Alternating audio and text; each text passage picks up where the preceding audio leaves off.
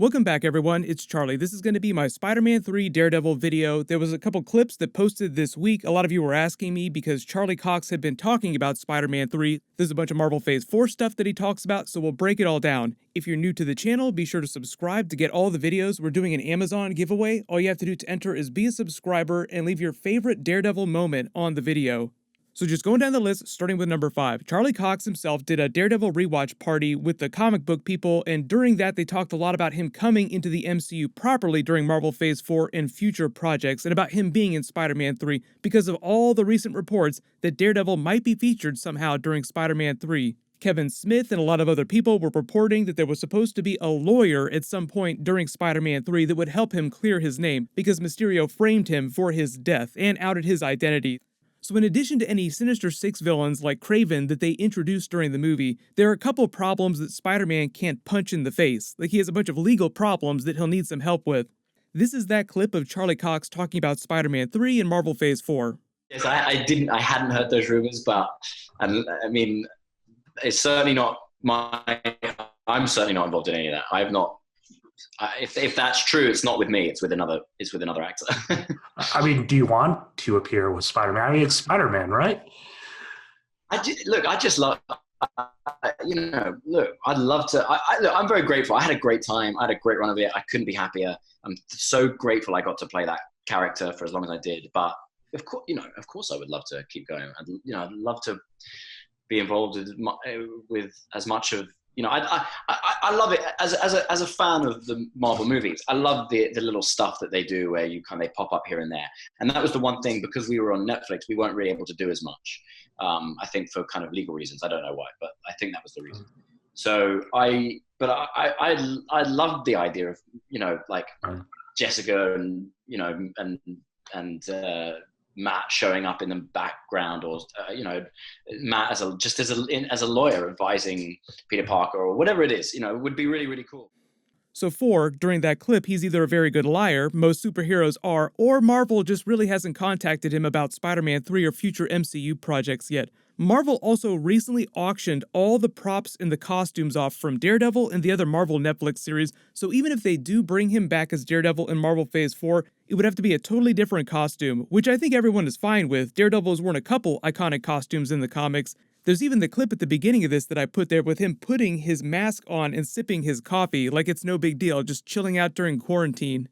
The other really interesting thing that he mentions during that is that there was some weird legal issue preventing the Netflix characters from crossing over into the MCU. During Infinity War and Avengers Endgame, the Russos said that they did consider the Marvel Netflix characters, so maybe at some point they were gonna jump over whatever that hurdle was. But it sounds like there were bigger legal problems behind that than people originally believed. Originally, people just assumed that the movie people didn't care about the Netflix characters, but turns out that's not the case. There was actually some real legal issues with it. He says a couple things about the MCU and Marvel Phase 4 during that clip, but let's assume for a hot minute that he's not lying and they really have not called him yet. Remember that Spider-Man 3 won't even go into production till way later this year, and even if Daredevil does show up during Spider-Man 3, based on what people are reporting about the movie, it sounds like it would be a relatively minor role, and movies that big only cast actors for roles right before they need them to film a scene.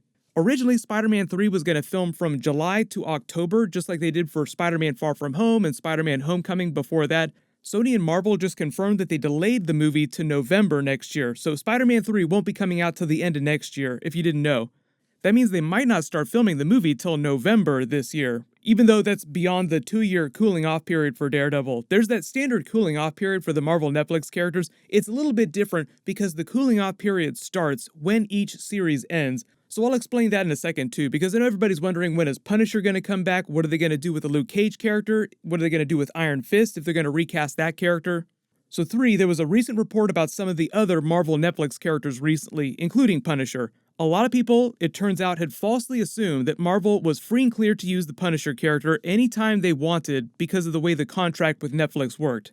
Turns out that's not the case, and Punisher is still subject to a 2-year cooling off period like all the other Marvel Netflix characters. Even if you weren't a big fan of that series, I feel like he was amazing as the Punisher, just like Charlie Cox was amazing as Daredevil. But while the cooling off period for Daredevil might be up in time for him to be in Spider-Man 3, Marvel can't even think about using the Punisher character till next spring, so I'll talk about where Punisher might show up next in the MCU, but like Luke Cage and Iron Fist, their series ended a little bit sooner. They're ready to be used again in September this year. Jessica Jones isn't going to be free until next summer though. As of right now though, all the Marvel Netflix actors have said that they have not been called about future MCU projects. Some of them might be lying because I'm sure there's some people inside Marvel Studios that want to put those characters in projects that they're doing for Disney+. Like a lot of you have asked about them recasting a version of Iron Fist and putting him in the Shang-Chi movies if they do sequels, which they probably will. I think a slightly different version of Iron Fist would work great inside the Shang-Chi franchise, or they could put him on the Moon Knight series with other street-level heroes, like Daredevil would also work great on a Moon Knight series, even though I feel like the big ticket sell is putting him in a big Spider-Man movie. Until Marvel does its Thunderbolts Disney Plus series, Moon Knight is going to be the most hardcore Disney Plus series that they have, just because of the tone of the character. They haven't confirmed who their Moon Knight is going to be, but they were originally going to start filming later this year. That might not start till next year now because of the virus delays, but it sounds like they're planning on releasing the Moon Knight series sometime during 2022. Number 2, the other big thing Charlie Cox talks about during that clip is he implies Marvel might recast Daredevil and it won't be him coming back into the MCU.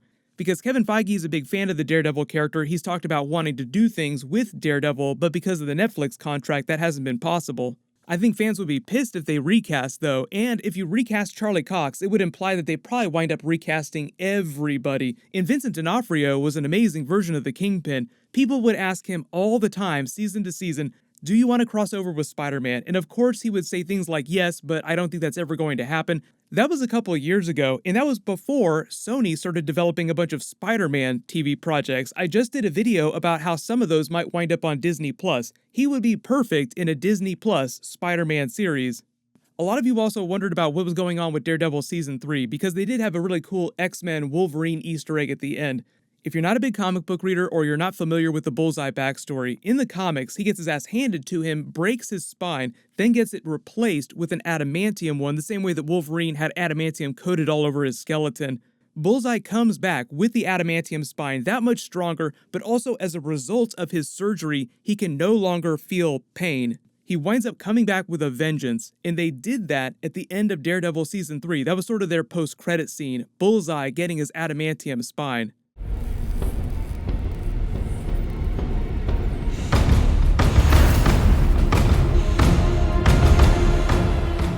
So we have a lot of Marvel Phase 4 X-Men Easter eggs that are coming up, Marvel Phase 5 genuine X-Men characters showing up. Even if they wind up recasting some of the Marvel Netflix characters, what they might do is they might take the Star Wars approach in the expanded universe. There was an expanded universe full of a bunch of characters inside books, games, all kinds of stuff that Disney just said this isn't canon anymore, and only the movies and some of the TV shows are canon now. But every once in a while, they'll pick and choose things from the expanded universe and bring them back into mainstream canon. Marvel might take that approach with some of the Marvel Netflix characters when they reintroduce them into the MCU.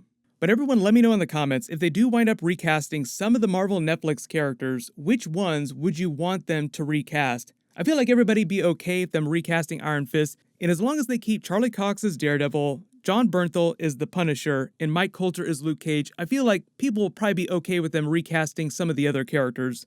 But if you're gonna do Charlie Cox as Daredevil, then you would probably have to do Eldon Henson's version of Foggy Nelson too. It'd be weird to have his Daredevil with a different Foggy. But fun Easter egg, if you guys haven't seen the Ben Affleck Daredevil in a long time, it wasn't a great movie, but Happy Hogan himself, Jon Favreau, actually played Foggy Nelson during that movie. So it's just funny to see actors show up in different Marvel projects over the years, even though Fox wound up making that movie, so it doesn't really have any ties to modern day MCU stuff. Listen to this. Eyewitnesses say that Quesada was singled out by the demonic vigilante known as the Daredevil. If we get any more news about Spider-Man and new versions of Daredevil, of course I'll do a video about it. Congratulations, Kyle Kaiser. You're the giveaway winner from my last big Marvel video. Please email me on the About page of my channel so I can get your details. Everyone click here for that Avengers Infinity Saga deleted scene of Doctor Strange becoming Iron Man, becoming the Iron Mage, and click here for my Venom 2 trailer Easter eggs video. Thank you so much for watching. Everyone stay safe. I'll see you guys tonight.